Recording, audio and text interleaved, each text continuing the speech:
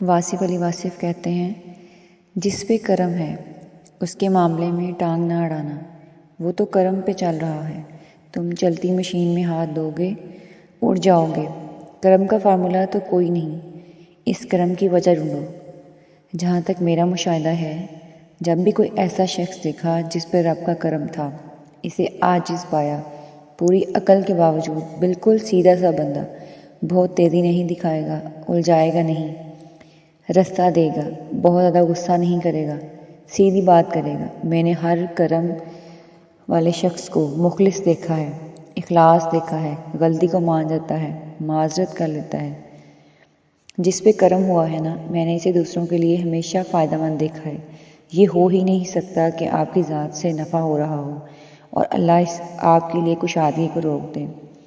وہ اور کرم کرے گا۔ میں نے ہر صاحب کرم کو احسان کرتے دیکھا ہے، حق سے زیادہ دیتا دیکھا ہے۔ اس کا درجن 13 کا ہوتا ہے، 12 کا نہیں۔